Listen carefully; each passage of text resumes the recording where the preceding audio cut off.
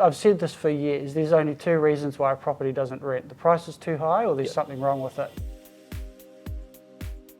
Kia ora everyone, Chris here, Bayleys Insight, sitting here with Will Alexander from our property management business.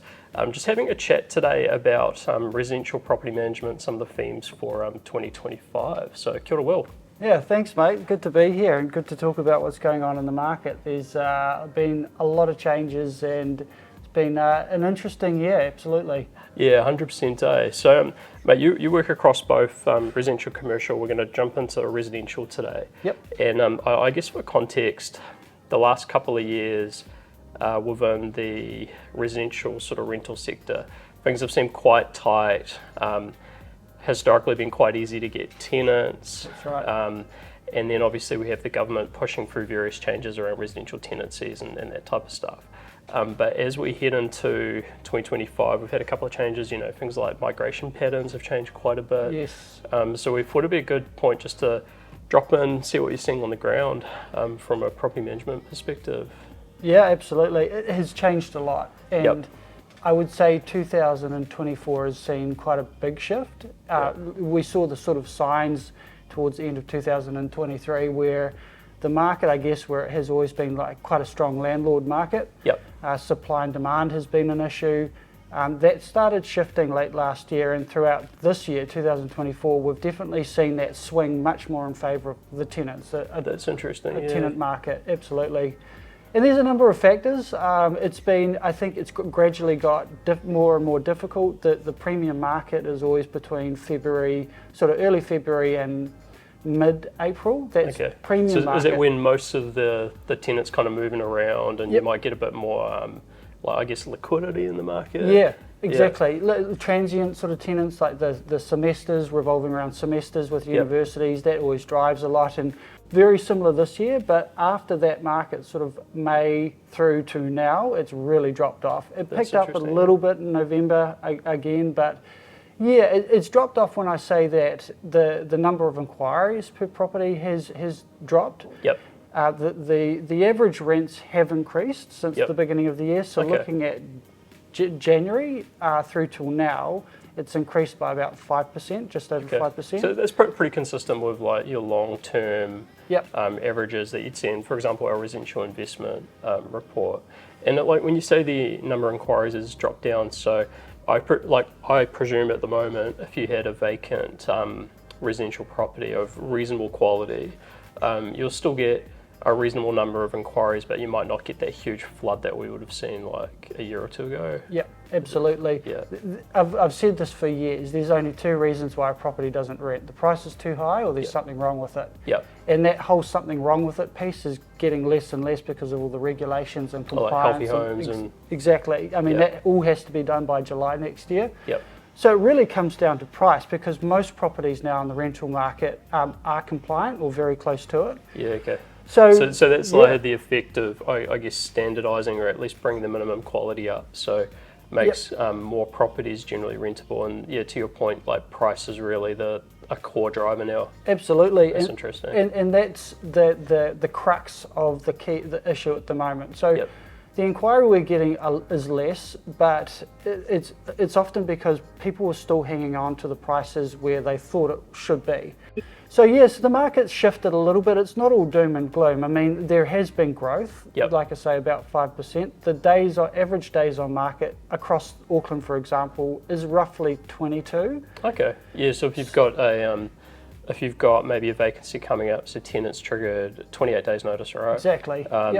So if average on market's 21, so you need to get onto it straight away, otherwise you're going to have like potentially some downtime, right? Exactly. And so that puts more emphasis on agencies doing a good job, you know, understanding what tenant intentions are. As soon as they give notice, that triggers a process. You check in with the owner, you're happy for it to be relet to the market, feature listings, you know, putting it all on the major listing platforms, professional photography, none of this taking pictures of toilet stuff, you know. Believe it or not, that still happens. It blows my mind. So just like really average photos, and you're like, oh, crazy. I was talking to one of our property managers last night, Kay in St Heliers, and she sent me a link. She's just picked up a property that's been on the market for a month.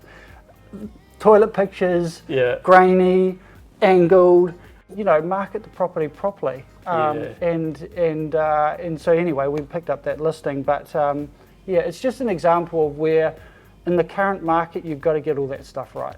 Yeah, so if you're maybe a landlord at the moment and you're looking at an upcoming vacancy, obviously good quality photography, like none of the toilet photos and that sort of stuff.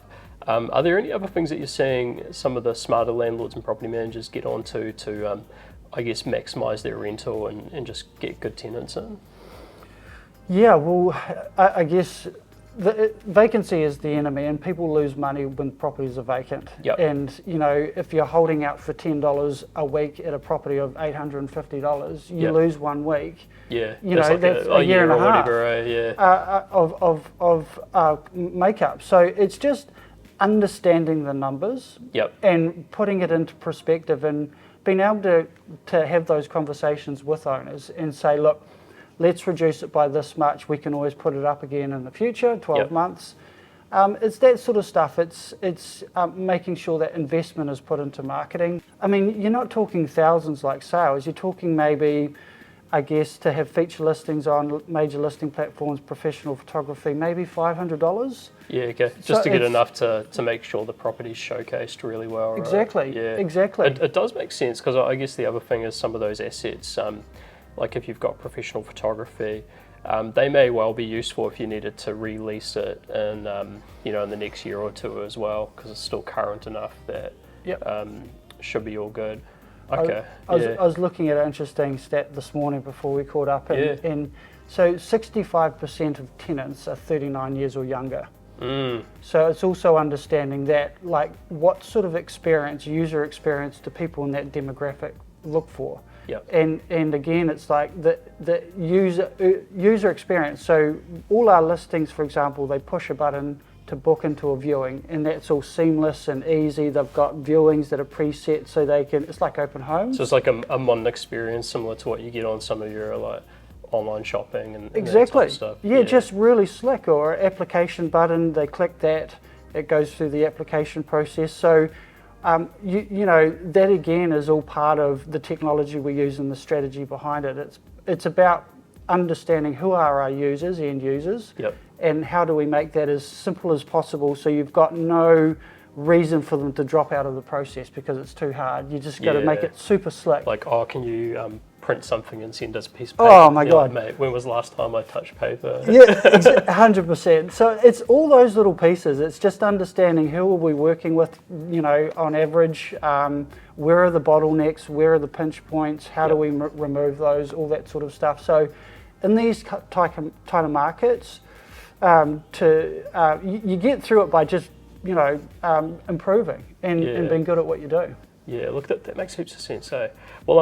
Well, thanks very much for sitting down today. It's been real nice just to have a chat. If you want to learn a little bit more about what's happening in the residential investment market, we've got our latest report, which we'll link in the description.